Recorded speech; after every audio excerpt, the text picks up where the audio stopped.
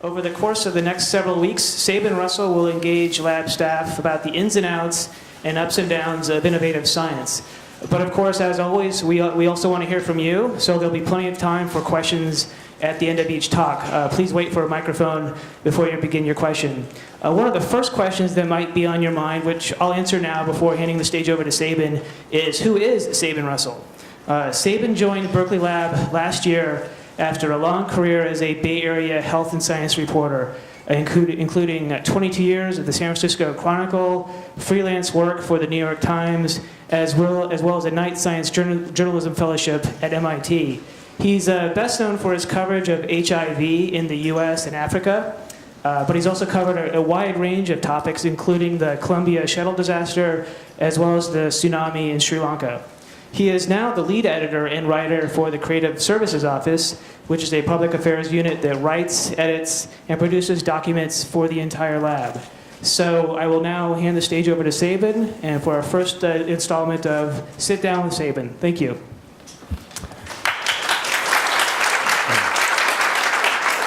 Thank you, Dan, and thank you all for coming today. This is a bit of an experiment. We hope you'll find it entertaining as well as interesting.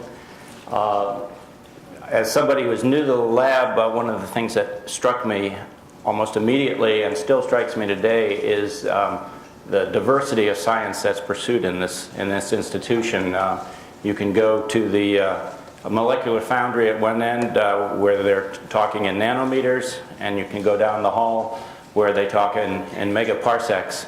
And at the ALS, they have X-ray beams as thin as a hair that are 1 billion times as bright as the sun. And then you go over to Building 90, and there are people there who are figuring out how to paint roofs white and put coatings on windows and maybe save the world in that fashion. And that just scratches the surface of how interesting and diverse a place this is. So one of the other purposes of this is that we have a broad diversity of people working at the lab. We also have student interns working here. We have high school students in the audience.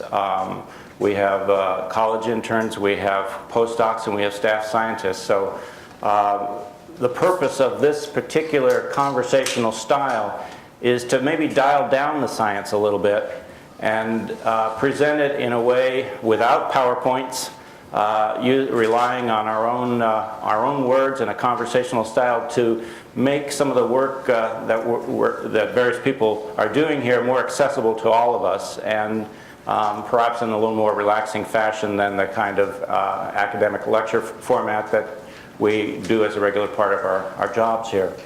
So since we're dialing down the science, I couldn't think of anything that's more of a no-brainer in kindergarten science than dark energy and the ultimate origin and ultimate fate of the universe.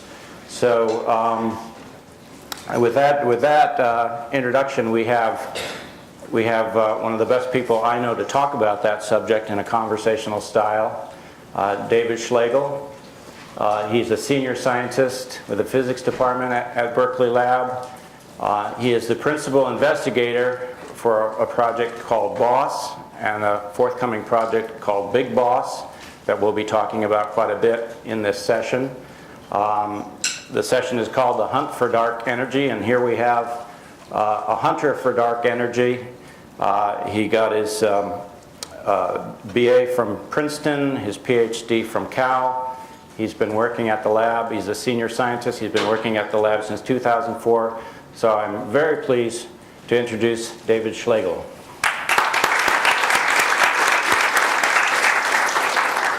So our topic, David, is the hunt for dark energy. We'll be using the term dark energy a lot throughout this conversation and getting into more and more detail over time. But I think that just because there is a diverse group of people here, let's just start right out with the basic question of what is dark energy, why is it dark, and why are you hunting for it? Okay. Some good kindergarten questions there. Well, Well, let me just step back for a moment here and just put a little bit of historical context here, which is just to start by saying that right now in cosmology, so the study of the cosmos, we really are at a time of maximum ignorance. So I think it's the case that there's no time previously in history where we knew there was so little that we knew. No. So, I mean, you can go back to previous times where maybe our worldview was incomplete or wrong. There was this view going back millennia that there was this crystalline sphere that the Earth was in the middle of, with the stars and the planets implanted on other crystalline spheres orbiting the Earth. And okay, maybe that wasn't right, but it was kind of a complete view of what the cosmos looked like. Okay, so then jumping forward a few thousand years, we did have the Big Bang figured out at some time in the middle of the 20th century as the formation of the universe from the Big Bang.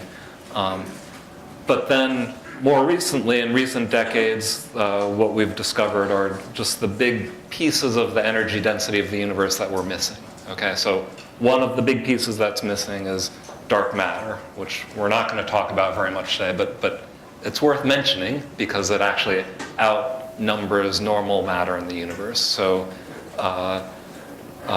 you look around you, everything that we're sitting on, these are made out of protons, neutrons, so baryonic particles, which we know now is only about 4% of the energy density of the universe. And there's a dark matter, which are particles that exert gravity like normal matter, but is 6 times more abundant than protons and neutrons. Okay, so that was one of the first pieces here. I'll get somewhere. And you're talking about this famous pie chart that we now have of the energy density of the universe. 25%, roughly 25% is considered to be dark matter. Roughly 5% the baryonic matter that makes up what we see here and what we see when we look up in the sky. And then close to 72% of the universe is dark energy. And why, if there's something that big out there, do we need to look for it? Because it's there. So this was the new piece that no one was expecting. I mean, I think it's fair to say no one was expecting dark matter in the first place. I mean, that's weird. And then dark energy, this is something that was only discovered in 1998. Right here.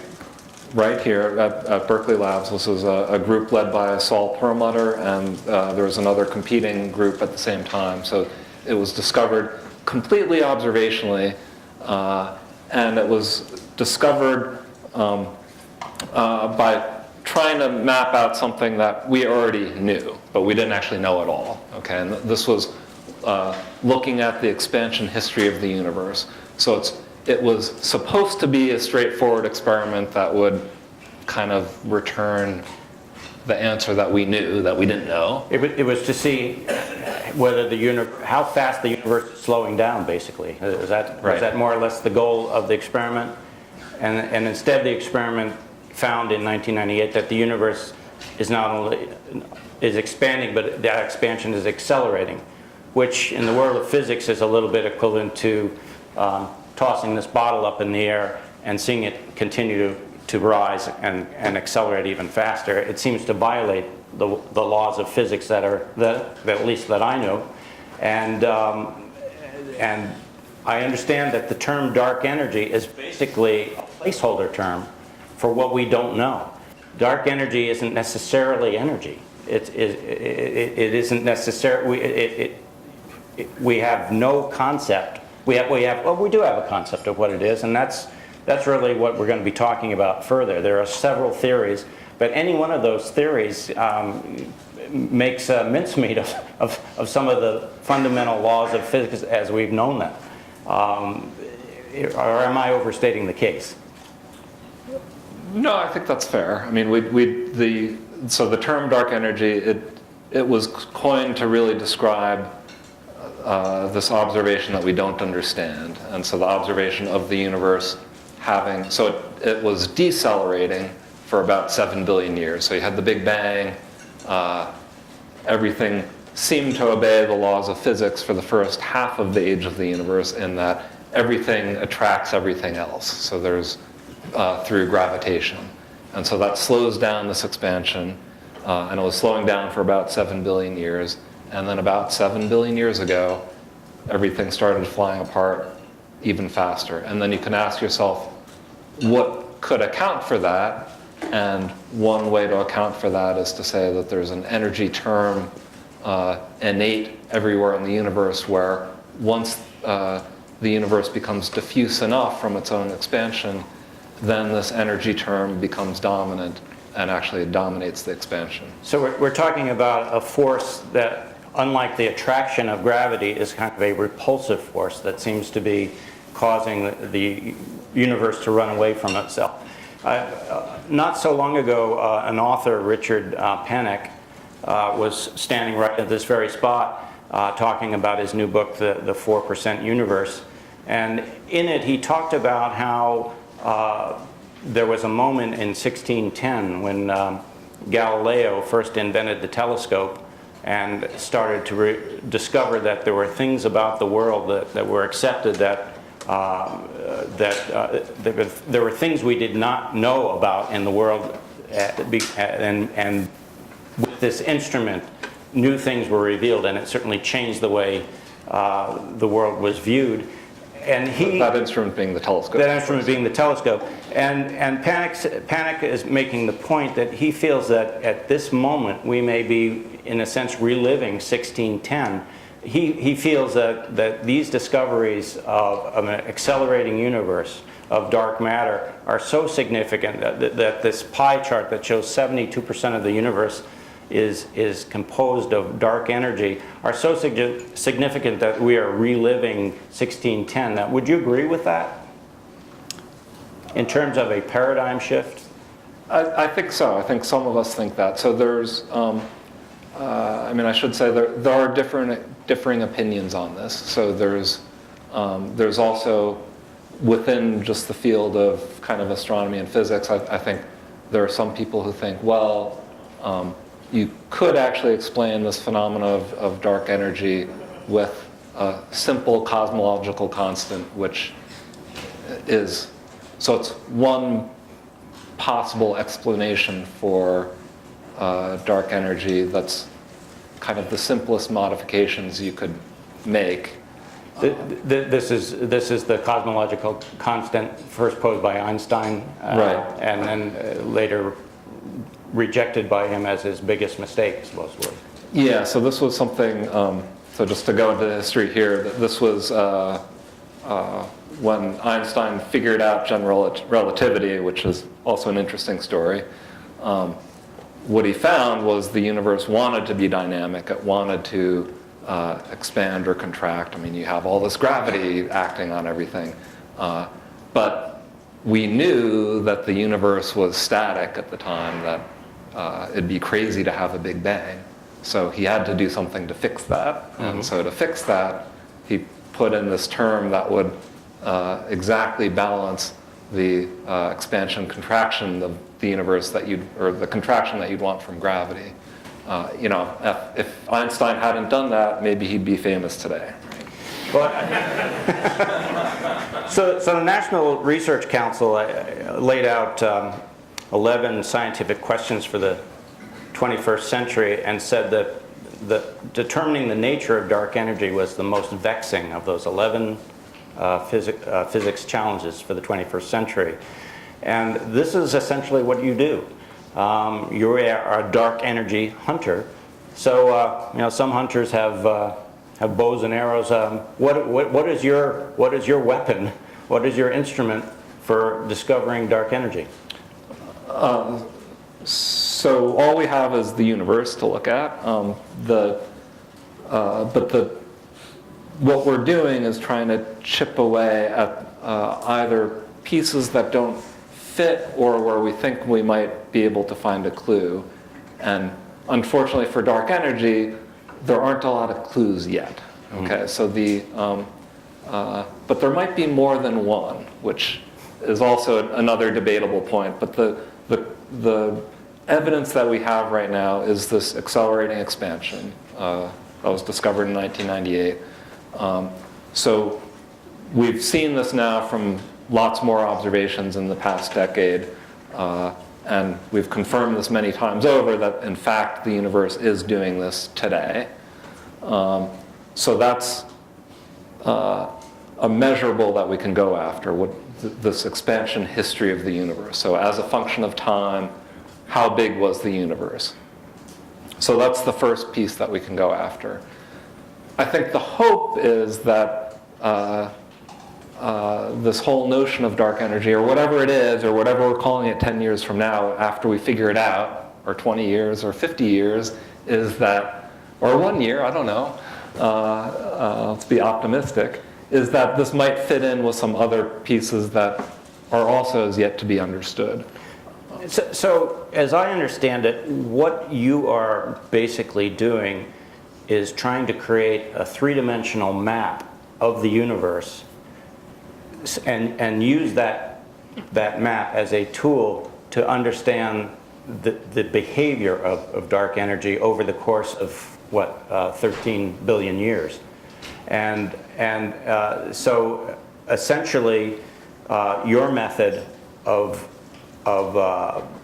zeroing in on the behavioral characteristics of dark energy is to build this three-dimensional map. And in order to do that, this gets us into the telescope and the instruments that you're involved in, the BOSS and the BigBOSS projects. And so to describe what I think is extremely interesting, the actual instruments that you're using and why you're using them, why don't you show us what you brought? Okay. So let me just start with what you're saying is the measurements we make, they're geometrical measurements of what the universe looks like. So that's the tool that we have. And then getting a little more physical here, this is, this could be many things, but what this is, well, one thing this could be when we'll be serving pizza there we go. After the event. So the thing I think of when I look at this, by the way, is this is also a pretty good model of what the Milky Way galaxy looks like. So to digress for a minute here, we are lucky where we live in the universe in that we do live in this Milky Way galaxy. It's this thin array of stars and dust. And we don't live in the center, which is very lucky. There are lots of stars in the center. There are probably lots of planets in the center. But if you lived in the center of the Milky Way, you wouldn't actually see outside the Milky Way at all. And we wouldn't be having this discussion for maybe 1 million years. I don't know. You'd have to actually get out of the Milky Way to actually observe anything. So anyway, sorry, it's just thought-provoking when I look at these plates. This is a man who knows a lot about galaxies. So what this plate is, so we're making a map of the universe where what we're making is a three-dimensional map of the universe where, and it's a hard thing to do. When you look up at the sky, you see the planets, you see the stars, you see other galaxies, and actually when you just look, even if you look with the telescope, it's not obvious what's nearby and what's far away. So you could have a very bright galaxy, but you don't know whether that's a giant galaxy that's very far away or a small galaxy that happens to be close. And essentially we deal right now with two-dimensional pictures of the universe, like the Hubble Deep Field pictures that many of you have seen, where we see that the universe is just absolutely chock full of galaxies. I think that was kind of a new idea in the last 30 years or so. That not only do we have some neighboring galaxies, but there are 100 billion galaxies. There are many galaxies in the universe as there are stars in the Milky Way, and that this device right here is a way of measuring, of zeroing in, of scanning the sky, a piece of the sky, right? Mm-hmm. And measuring through each of these dots the redshift, which is a kind of a Doppler-like effect, to determine how far away those galaxies are. And so, to those, is this visible to people way in the back of the room? Can you see that this thing is full of holes? And each one of those holes is what? So these are, what we do is, so this is something that goes in the back of the Sloan Digital Sky Survey Telescope. That's in New Mexico? In New Mexico. And every observation we make, every hour, we have one of these plates manufactured. We have thousands of these now. They're heavy. Very precision machined aluminum, extremely flat, apparently. And everywhere we're going to point on the sky, we already have a two-dimensional map of where all the galaxies are. And so we say, okay, we're going to be pointing here for the next hour. We need a plate where we drill a hole at the location of each galaxy that we want to observe. So this plate goes on the back of the telescope. And then there's a guy who actually takes, how about my other prop here? These are fiber optics, just like you find, well, anywhere now. And there's someone who actually, before we start observing for the night, takes all these and plugs them into all these holes on the back of the plate. So you have to plug every one of these holes with a fiber optic cable to read an individual redshift for an individual galaxy. Yeah, so it's an interesting mix of technology from switchboards in 1900 and then some 21st century technology, right? So rather than wire, right, these are fiber optics, and then these lead down to an instrument that has CCDs on the back of it. So you've got the lens of the telescope out here somewhere. It's projecting the image of a piece of the sky. About how much of the sky does this thing scan at one moment? So this telescope was designed to survey as much of the sky as possible, and that's what's unique about this telescope. So it can see a field of view. It's 3 degrees across, which is... How does that compare to, say, the width of the moon, of full moon? So the moon is half a degree across. So it's much bigger than the full moon. So this is a fairly large chunk of sky. And then if you compare it to Hubble, the Hubble telescope, it's a great telescope being in space and above the Earth's atmosphere, but it has a much smaller field of view. That's the equivalent of taking a soda straw that's 8 feet long and looking through it. So you could use the Hubble to survey the whole sky, but it would take something like 400,000 years. So this thing has been precision machined. Every hole represents a galaxy. I can hold this very still, and I can see the earring in the ear of the woman up there. So this is pretty amazing tool. It's not supposed to magnify. I don't know. And so how many this is the BOSS project, correct? Yeah. So the BOSS project. So this telescope actually began operations in 1998. So coincidentally, it might even be to the month that dark energy was discovered. That's when this telescope turned on. And then we didn't know about dark energy at the time, so it wasn't designed to do that at all. So what the Sloan project started to do was it first did this program for 8 years of mapping. It was the brightest 1 million galaxies on the sky. And so it completed that project in about 2008. But we've retooled this telescope and instrument now to actually look at a much, much larger volume of the universe. And so now we're looking at another 1.5 million galaxies that span about halfway across the universe. So we're talking about a survey that will map the distances of a total of, I guess, 3.5 million galaxies when it's done. 2.5. 2.5 million. I'm an English major, so please forgive me. But okay, 2.5 million galaxies. We'll know how far away they are, and stretching back 8 billion years, and then when this project is completed, there is the project called BigBOSS, which is, I would presume, a bigger version of BOSS. Tell us a little bit about that project and its goals. Right. So these projects, of course, take many years to build at the same time. The BOSS project on Sloan right now. So we are making this. It looks like a very ambitious map of 2.5 million galaxies, then out 6 billion light years. The problem is it still doesn't actually get out to that time in the universe when we think the universe went from being decelerating to accelerating.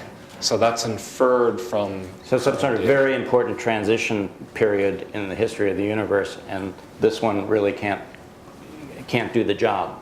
Right. It might be. Again, we don't really know. Mm-hmm. So BigBOSS, as I understand it, its 5-year goal is 20 million galaxies? That's right. So about an order of magnitude more than what we'll have completed with Sloan several years from now. And I understand that the device for BigBOSS, it would be outfitted on the Mayall telescope, which is at Kitt Peak in Arizona, and it will be surveying how many holes are in this one?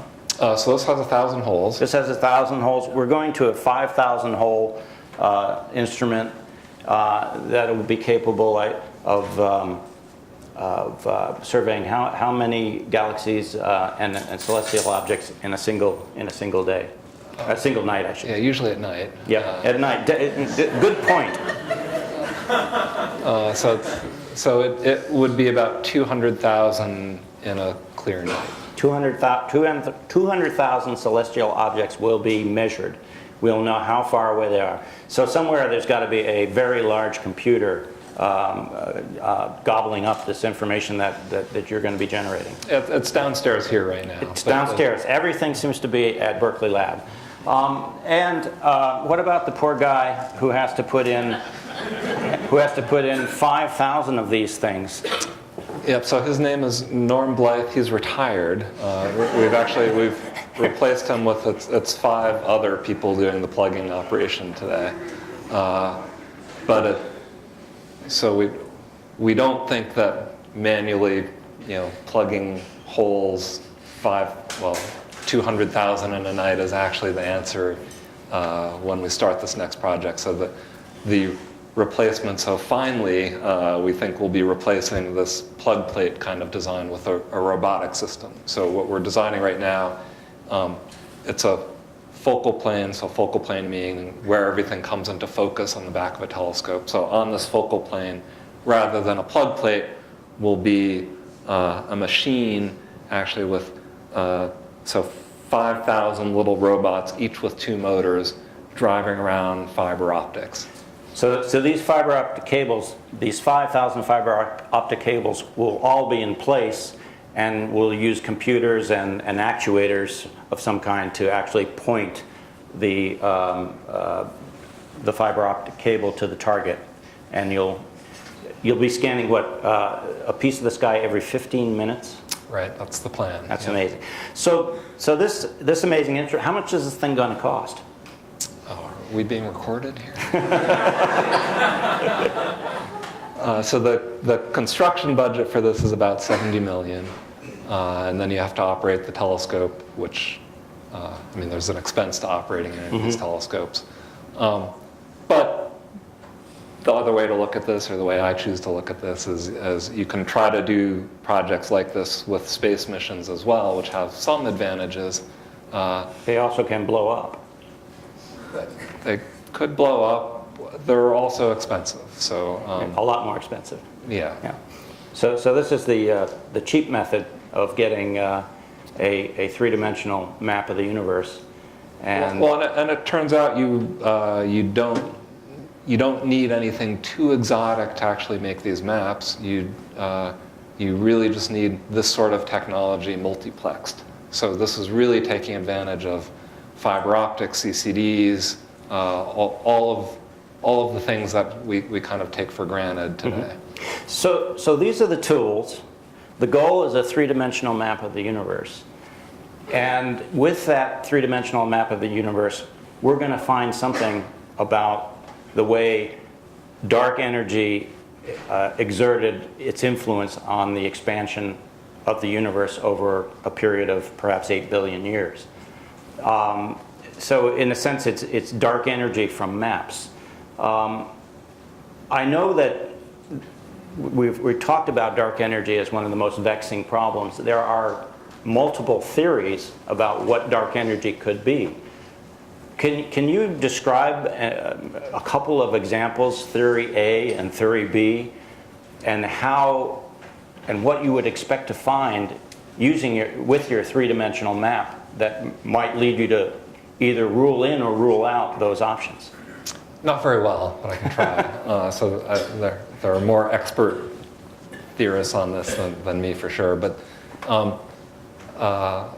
so one of the ideas here is that you could add this, we talked about this earlier, this cosmological constant to Einstein's theories of relativity to kind of balance those equations and put in this extra term that could explain the expansion history that we're seeing. Is it sort of a mathematical explanation?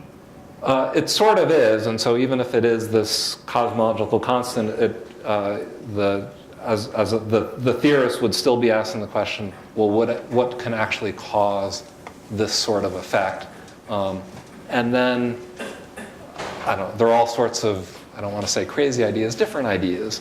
So some of them having to do with interactions with the four-dimensional space that we live in, where this is the three space dimensions and one time dimension, with higher dimensionality spaces that maybe this four-dimensional universe lives in, and essentially interactions with those higher dimensions onto the mere four dimensions that we're living in.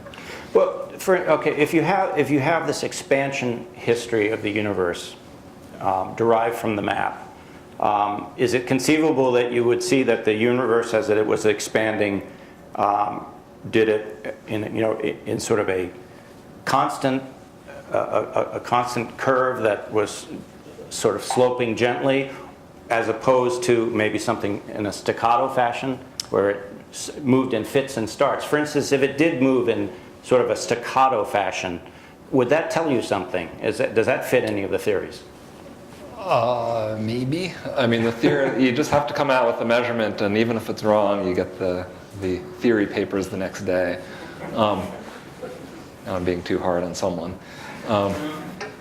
But right now we are inferring the expansion history from kind of a couple endpoints. So from some measurements in the very early universe, and then some measurements in the more local universe.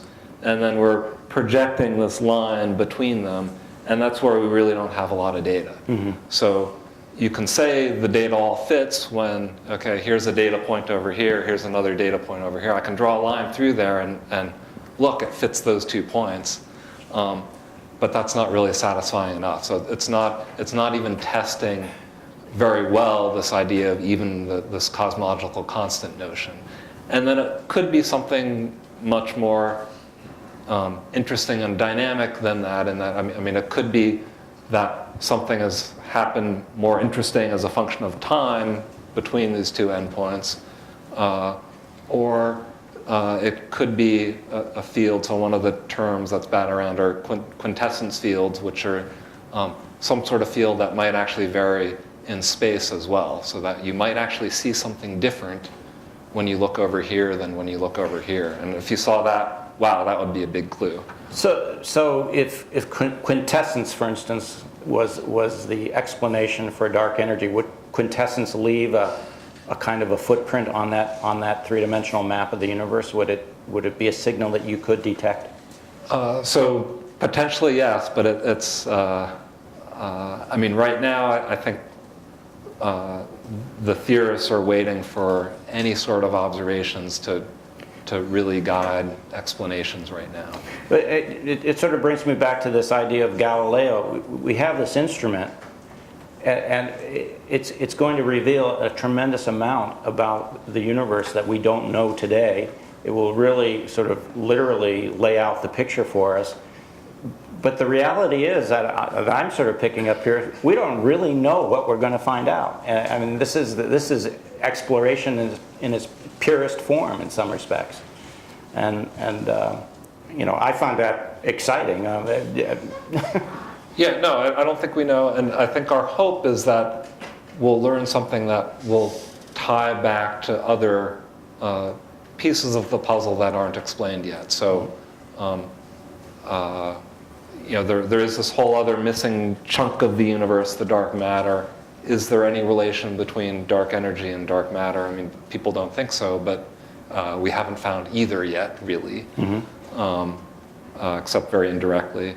And then the other piece that I guess I'm sort of secretly hoping might fit together here is there is this unexplained phenomena from the very early universe, which the observable here is, as you look around in the universe, it looks like, basically, as far as we can tell, there are stars and galaxies and all these clumpy things around the universe, but really, the universe, it's pretty uniform. It's homogeneous wherever you look. And so you can even make these maps of the very early universe, the microwave background, where you see the universe was very smooth to about a part in a million, which is not really naturally described by anything. So there was what I'd call a cheat that was put in, which is this inflation theory.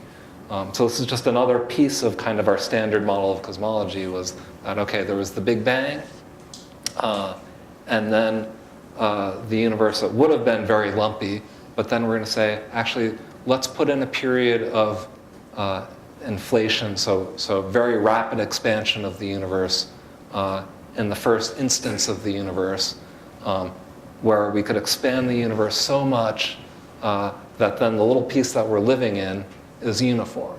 And so, that works.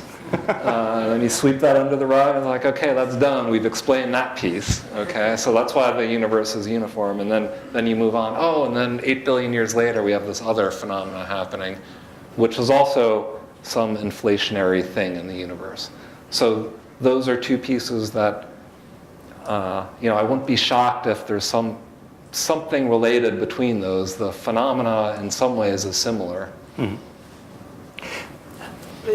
We have time for questions as well from the audience, and we have runners here, I think, who have microphones.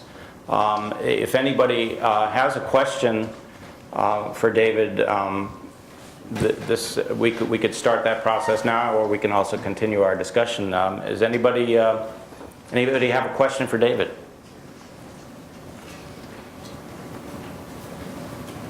There we go. There's always one at Berkeley Lab who kicks it off. Could you tell us a little bit more about what you have at the other end of your fiber optics? Do you have 1,000 actual spectrometers there, or are you just measuring intensity? What's in that little black thing there at the end of the fiber optics? Yes. What's in there? Okay, so what this does, so it is spectrometers. So the way to measure the redshift, the Doppler shift of a galaxy, is to split its light with something like a prism, so that you can get you can divide the light into all of its wavelengths, and then from that infer the velocities of galaxies. What we do here is you could have 1,000 spectrographs on the back end here. That'd be rather expensive because we're talking about instruments where we're trying to get efficiencies very close to 100%, meaning that every single photon that hits the device, we want to detect it. So the instruments, they're pretty expensive, state of the art. But what we can do is with these fibers, we take these fibers, they're plugged in everywhere on this focal plane, and then they all come out bunched together into a much smaller region. So on the back of all these fibers then is just a row of fibers that's just some number of inches long. And then that's what we feed into an instrument. And what that means is we have a spectrometer on the back of this, or 2 spectrometers, where the optics are only about this big. So it's a pretty modest size instrument. So you could build a spectrometer on the back of this entire focal plate, but that in of itself would probably be $50 million or something. I don't know what it would cost. Maybe it's not even buildable. Another question? Right in the center here. Thank you. I just wanted to ask, you mentioned that maybe after the first 7 billion years of the universe, the universe was expanding, but it was But slowing down. slowing down. Yep. Right? So if you look out into the universe and you look far away, you're going to see slowing down. And then when you look closer, you're going to see the same effect, but expanding. That's right. No, that's the observation that we have right now. So what we have, though, is we have the observations we have kind of an endpoint observation. We have an observation when the universe was actually 380,000 years old. So there's this map of the microwave background, which anyway, I could talk about, but we have that one measurement there, and then we have measurements in just the last 6 or 8 billion years of the universe accelerating. So that's where we have data right now. So that early part, we don't actually have the data really showing the universe slowing down. Okay, and then you're building a 3D model of the universe. Is that just the visible part of the universe? I mean, my understanding is that we don't see the whole universe. Oh, so all we get to look at with these telescopes is bright galaxies that have lots of stars. So that's what we're making maps of right now. That's a tiny, tiny fraction of the universe, and saying that is honestly tracing where a material is in the universe. That does bring in some additional assumptions that that you're actually tracing where the matter is in the universe. We've got a question from the man in the blue shirt. I was wondering if there are currently any experiments being done just on Earth that are looking to just see what we can find out about dark matter, as well as what kind of techniques you guys are trying to use to figure out more about the properties of dark matter. Okay, so dark matter, so there are ground-based, what we call direct detection experiments. I'm not an expert on this, so I don't want to say too much about it, but these are experiments of trying to see interaction events between dark matter particles and normal baryonic matter, where it's a challenging problem because by definition, what we know about dark matter is it doesn't really interact with normal matter. So any of those cross sections between the two are very, very tiny. So those are experiments that are, looking for, it's kind of needle and haystack experiments of looking for these rare, very rare encounters between dark matter particles and normal matter particles, and you can design these experiments to try to optimize that detection. But I should say, from observations of the universe, that is where we have the indirect detection of where dark matter is. And what we can see is we can see its gravitational influence of just the motions of galaxies. And so that's really where dark matter was discovered in the first place, was just how it's affecting the motions of galaxies. And even in just the last 5 years, we've actually learned a lot more about where the dark matter is, because what we can do is we can make maps from the gravitational influence of dark matter on material behind dark matter.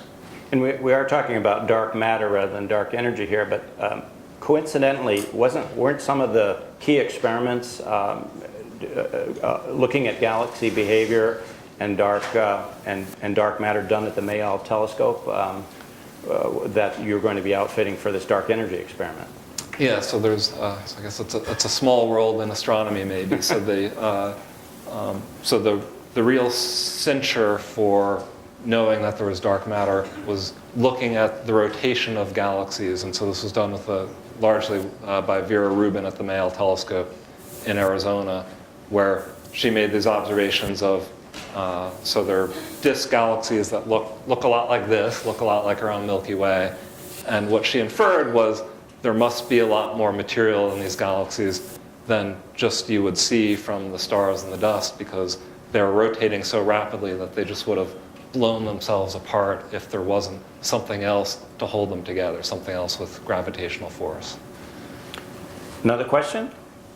I have just a kind of a personal question for you. I mean, you have an extremely interesting job and an extremely interesting topic. I mean, how is it that, and there are a number of people here who are just starting out their careers and maybe looking for what their interests are. What got you interested in this field, and who were your mentors?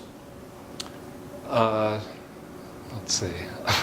Well, so I'll start by saying I'm not someone who, when I was 6 years old, looked up at the sky and said, "Oh, I'm going to be an astronomer." That's it. So you're doing this just for the money? You got me.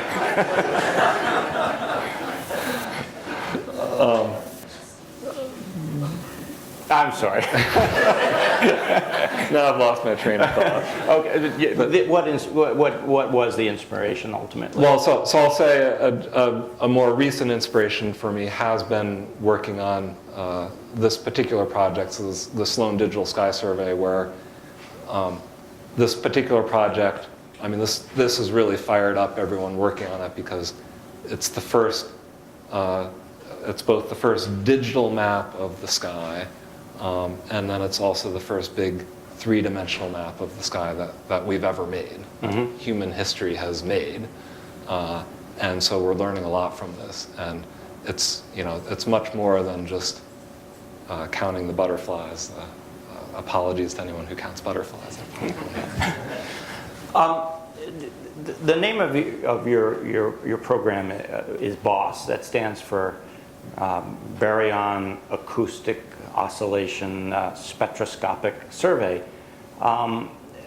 Maybe this will take this a little deeper than you or I might like, but I'm just curious about baryon acoustic oscillation, because, you know, as I said, I'm an English major, and one of the things I know about science is that in space, nobody can hear you scream.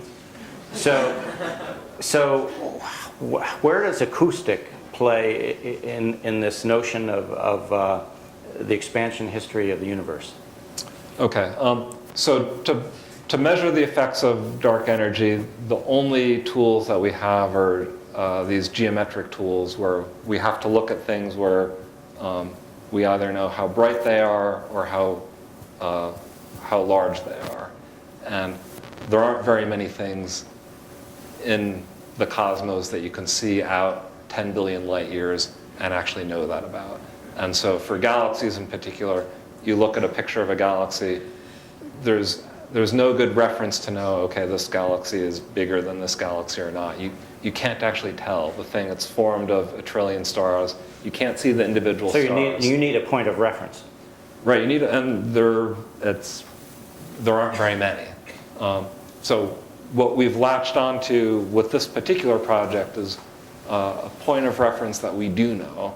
And that point of reference, so the buzzword for us is baryon acoustic oscillations, but all that means is sound waves. Anyway, someone wanted to make it fancy, I guess. But what we're looking at are sound waves, and so there once were sound waves in space? There once were, and so this was when the universe was younger. It was a lot hotter. The electrons and the protons couldn't actually combine into atoms because the universe was too hot. So it meant that you had this plasma of charged particles. Within this plasma, you could actually propagate sound waves, just like us talking here. And so in the very earliest days of the universe, either a ball or a disk, and I'm not sure quite what, of plasma, you could have an acoustic phenomena of sound waves propagating through that early universe. And we did. And so you can compute from first principles what would have happened. And what would have happened is you propagate sound waves at something very close to the speed of light divided by √3 is about the speed of these sound waves in the early universe. And so we know that you had sound waves at that time, not from people speaking, of course. Well, maybe it's the aliens, I don't know. But then there was the age of the universe where then the universe cooled off enough that all these electrons could recombine with the protons. Then it's no longer this plasma. The universe becomes transparent. Sound waves stop propagating. They're frozen in wherever they are. And they're frozen in at a distance that we know exactly. So it's sort of like tire tracks in ice or something to that effect, that as the universe reached this moment when the protons and electrons found each other, light escaped. Is that your cosmic background? Yep, that's cosmic your cosmic background. The light escapes, and you have these sound waves sort of frozen in the material of the universe. And I gather that it's my understanding that they, to a certain extent, shaped the structure of today's universe, so that you can actually look at with proper instruments. You can look at and you can detect these oscillations in the structure of galaxies, and so that's essentially what you're looking for. But I understand that they talk about this as a cosmic ruler. So explain that a little bit. Well, so it's a ruler because we can compute from first principles what that distance is, and so that distance it's 500 million light years. There's some A more rather decimal large places. ruler. It's a large ruler, so a galaxy, an individual galaxy is much smaller than that. So over 500 million light years, that spans many galaxies. What you're talking about are these ripples in the universe, where they're ripples in the distribution of galaxies. So it's kind of like the galaxies are your atoms in this case. So if I had a big enough telescope and I could look at, could I actually see one of these things, or is it something that you need computer pattern recognition in order to find them? It turns out if there were not dark matter particles in the universe, this phenomena actually would have been much more prominent. So it's kind of too bad. It's complicated.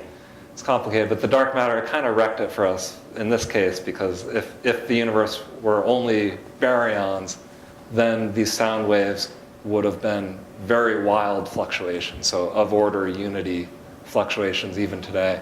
And then you'd look out in the universe and you'd really see these features strongly. Because of all the dark matter, that's actually damped out the effect of these sound waves relative to all of the matter in the universe, so that it's kind of only a few percent effect. So it's not easily visible. So in this three-dimensional map of the universe that you're creating with these baryon oscillations, are they a little bit like the scale down at the bottom of a map that you see that will tell you how far things are apart? And if you're detecting these baryonic acoustic oscillation traces in the universe at different times in the expansion of the universe, you can use that ruler to essentially flesh out the map in a way that makes sense to you folks. No, that's exactly how we're using it. Yeah, so it's a ruler. Is that clear to everybody? It's clear to you, I guess. So it's a ruler we can place at different ages of the universe, because as we look further out, we're looking when the universe was younger, and then we can place this ruler at each of those distances. So it helps give you that sense of scale. It really is an essential part of a three-dimensional map, then, is to have that sense of scale that 500 million light 500 million light years ruler gives you. And you know, it's certainly beyond my ken to understand this, but I'm starting to understand why the word BOSS shows up so much in the description of the project and the instrument, because this is a central part of your ability to make this three-dimensional map of the universe, which in turn will give us a lot of guidance in understanding the behavior of dark energy. I think you're describing to me as a void of information in really understanding what the hell dark energy is but this instrument and this project will take us a long way towards that goal. It's pretty amazing. We have time for maybe one more question.